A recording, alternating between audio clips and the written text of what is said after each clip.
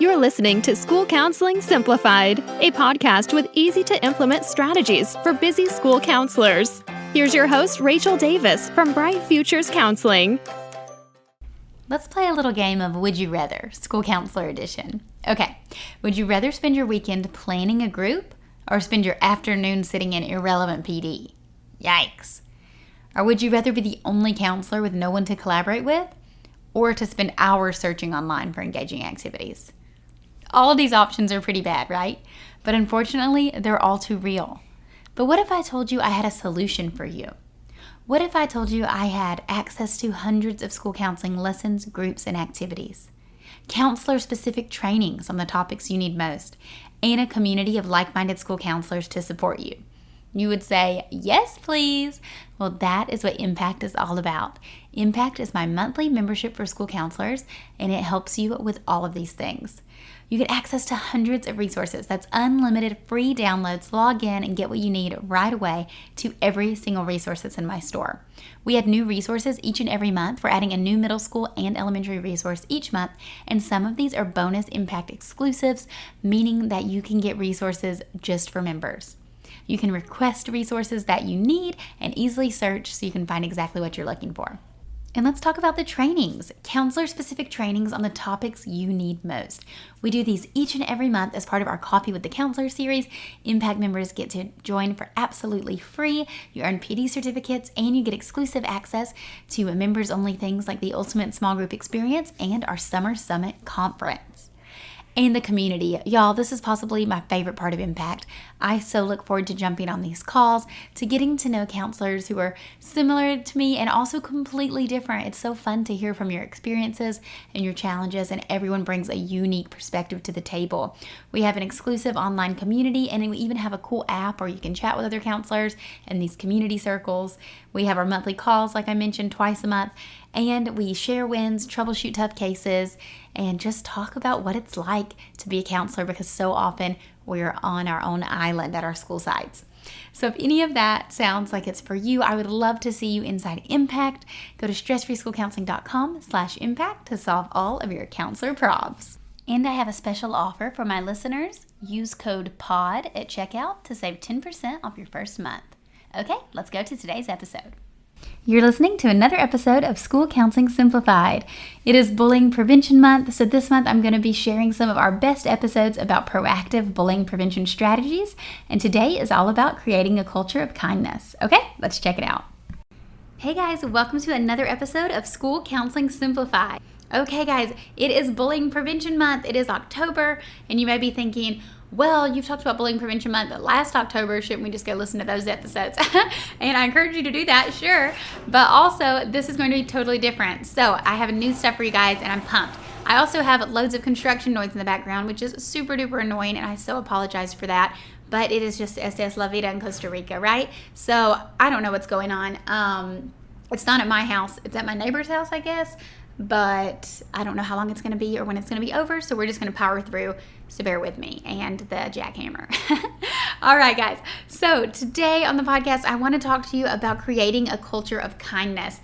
So like I said, usually I talk about direct bullying prevention interventions, and we'll link to those episodes in the show notes in the past where I've talked about, like, here's bullying prevention games you can do, here are bullying prevention school-wide activities you can do, and all that stuff is super important. But this month, I wanted to switch it up a little bit, and I kind of want to talk about bullying prevention adjacent topics. So these are things that you can do with your students, and by promoting these topics, you're in turn promoting bullying prevention. So these are almost like the predecessors to the bullying prevention that prevents the bullying. So as you can see, we just keep taking it back one step further because we totally want to prevent bullying. It's interesting because bullying prevention has always been interesting to me since I was a new school counselor. You know, it seems like every month there's a different cause that we want to bring awareness to, and there's so many good ones. It's so hard to choose like what I'm going to focus on. You know, if I did one for every month, then it would just kind of fill up our whole podcast schedule and we wouldn't be able to talk about anything else. But the reason I like bullying prevention and like to talk about it, a few things. First off, I think October is just like one of my favorite months. My sister's birthday is in October, and I'm always so jealous because it's just such a fun month. I feel like it's like football season. If you're like in the South, that's really fun, and it's kind of fall. I mean, I live in Costa Rica now, so It's actually rainy season and like the worst time of year here. But I know in the States, fall is lovely and beautiful, and it's just kind of like fun. Back to school is over, but it's still like fresh, and I don't know. I just feel like it's good vibes all around. Pumpkin patches and hay rides and Oktoberfest and just really good time. I've always loved October. And it happens to be bullying prevention month. So I think I've always just been in a good mood, and I want to do all these like initiatives, and I'm always feeling pumped up in October. It's also just one of those things that kind of fell into my lap. I feel like my first year of school counseling, I was trying to plan, and I saw something probably on Pinterest about bullying prevention month, and I was like, yes, let's do this. And then I kind of made it my thing. And then every October since then, I've just continued to make it my thing. And it's got bigger and bigger. I even did the Ask a training to be a bully prevention specialist. So yeah, I'm passionate about it. And then obviously the whole reason is because bullying is horrible, right? So if we can prevent this, and if we can help our students be more kind and more understanding and have more empathy, I think we can help our world in general be a better place. So this is like our micro intervention we can do to help the world in general. Okay, I'm feeling optimistic today. I think you can tell. Again, super apologize about the construction, but let's go. So, like I said, this series breaks down some bullying prevention adjacent topics, and in turn, by promoting these topics, we're promoting bullying prevention. So first up, how to create a culture of kindness at your school. So by having a culture of kindness at your school, you're ensuring that bullying isn't going to take place, right? If everyone's just being kind and loving all the time, that's going to prevent bullying. But it obviously is way harder than it sounds. So there's two areas I want to focus on when it comes to creating a culture of kindness at your school. And first is the morning meeting, and second are restorative practices. So morning meeting is just a great thing that your teachers can do to get the kiddos talking and to feel like they have a safe space. So I'm sure lots of your teachers are already doing some kind of morning meeting, but I think if you could check in with them and just see, hey, are you guys doing a morning meeting? What does it look like? Can I come shadow some morning meetings?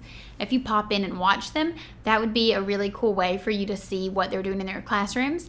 And you can also bring some ideas. So maybe, the newer teachers, or maybe a lot of teachers just aren't doing a morning meeting. And you can kind of suggest how they could do like a SEL type of morning meeting.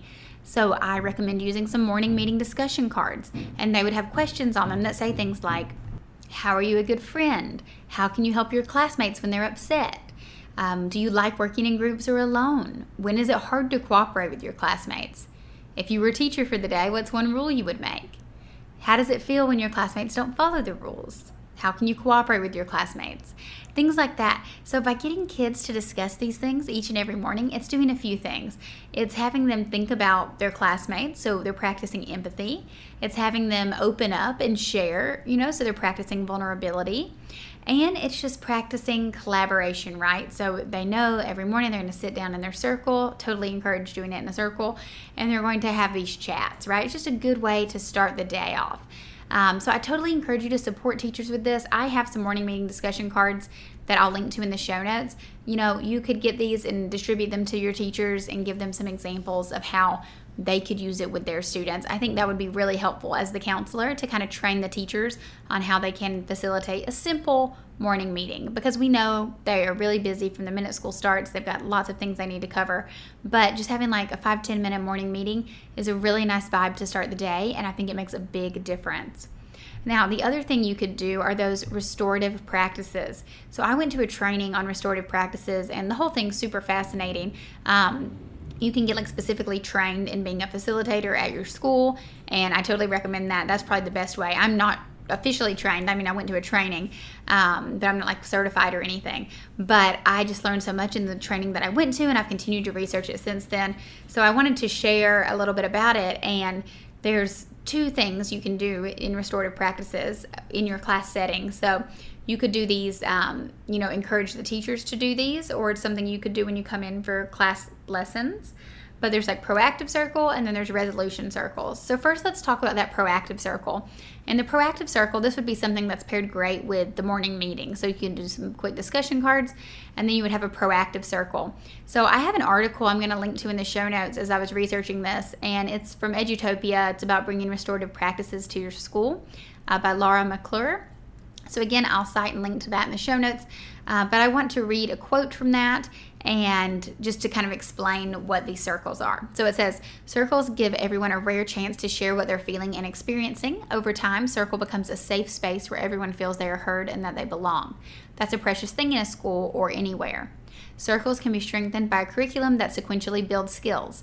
The circle naturally asks participants to use social and emotional skills that they may not have fully developed, including active listening, handling strong emotions, and respecting differences. A sequence curriculum can guide circle keepers in gradually building these skills. Okay, so that was the quote. Again, I'll link to the article. 2 pieces here. First piece, she's talking about the circle's a safe space where everyone can feel that they're being heard and that they belong. So totally agree. And this makes me think of a feelings check. So doing a feelings check, each day as a class, that's a great way to promote this culture of kindness at your school. You're getting to hear from those people. So maybe the bully is getting to hear from the target and they're like, oh wow, they're a human who has emotions like I do. Or vice versa. This is a great way for kids to empathize. So get a feelings check poster. I have a freebie I'll link to in the show notes, a free poster. Give it to all the teachers, hang them in their classrooms. If each teacher had the poster and the discussion cards, these will be a game changer. So they'll hang up the poster and then the kids can reference it and say how they're feeling and why. And of course the teacher can model, oh, I'm feeling sad today because I forgot my lunch or something like that. So, or because I have my least favorite leftovers for lunch, or I don't know. It can be like as simple as that, or it can be really deep and meaningful, like I'm feeling scared today because my dad got arrested last night. So obviously the kids in your group or in your class, they're going to get, more and more open as they're used to this practice and as the trust is built and the time goes on. I also would encourage that you kind of train teachers in basic confidentiality. So maybe providing them with a poster that says like what we say in here stays in here during the circle time, that way the class takes it seriously if people are sharing a lot. So they can be really, really, like she says, a precious thing. And they can be really, really valuable when done correctly. So I recommend a great way to start, do some morning meeting discussion cards, get a feelings check poster, and then discuss confidentiality briefly and just encourage the kids to share what's going on and how they're feeling every day. It also gives the teacher an idea of how the kids are feeling, so this way they can respond appropriately. So for example, that extreme example that I used earlier, maybe a kid's upset because their dad got arrested last night.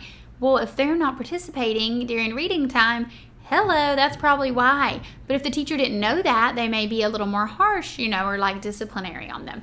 So it's just a great way all around for everyone to just become more empathetic. The second part of the quote, she was talking about how circles can be strengthened by a curriculum that sequentially builds skills. Hello, school counselors, this is where you come in.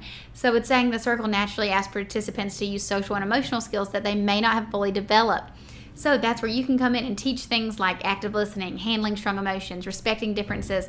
You're going to teach those SEL skills so then they can participate in the circle. So the more skills they have, the easier the circle will be. So that's how you can kind of tie it into your class lessons. Anyways, that's a proactive circle. I love this idea. Then there are resolution circles. So resolution circles are kind of when there's a problem, how we're going to resolve it. So like a conflict resolution situation. So what you can do as the counselor here is, let's say that there's 2 things. So there's like a talk it out circle you could do where you have all the kids sit in a circle, and if there's a conflict in the class, those students can go in the middle of the circle, kind of like a fishbowl exercise, and kind of talk it out, and then the students who are observing it can also provide feedback as well. We want to use a talking piece for this so everyone's being respectful and taking turns. You may want to come up with some ground rules with the teacher to help them with this. But this is something maybe you could pop in the classes and do as needed, or you could really train the teachers so they could do it. But so, you have 2 kids who are having a conflict about something. Okay, well, we're a class, we're a family, let's kind of repair it together. So those kids are going to get in the middle. They'll each take turns respectfully talking their sides. Some outsiders can contribute a little, and then the teacher and you as the counselor can try to resolve the conflict or come up with next steps. Also, sometimes the problem is with the teacher and the student. Now, a big takeaway I had when I went to the training was they were saying teachers feel frustrated because they'll have a problem with a student, and then the student will go to the counselor's office, and then they love going to the counselor's office because it's like fun and cool. And while they're over there, they have fun, they come back, and they're all happy and better. But the teacher's feelings are still hurt. No one really repaired it on the teacher's end. And the teacher and the student still have a strained relationship, and they feel like you as the counselor didn't really help them. You just kind of just helped the student, or maybe just distracted the student. So I know that's frustrating for teachers. So what we want to do is you can come in the classroom maybe. Again, this is like as needed. But you could come into the classroom and kind of sub for like 10 minutes, or someone else could do this as well. It doesn't have to be the counselor, but I feel like the counselor is a good person, so you could do follow-up. But the counselor comes in, so instead of them sending them to your office for 10 minutes and occupying your time, you would just come to them and kind of push in for 10 minutes, help the other class sub so the teacher and the student can go in the hallway and they can resolve, forgive, and repair, right? So they can kind of repair the issue. You could also, talk to them for a few minutes before or after as well, to kind of guide them through that process. So that's a great way to resolve some conflicts using the circle methods. So like I said, I'll link to that article in the show notes. Do your own research as well. Restorative practices, they can be super duper powerful. Maybe ask your admin if you can attend a training. That would be amazing.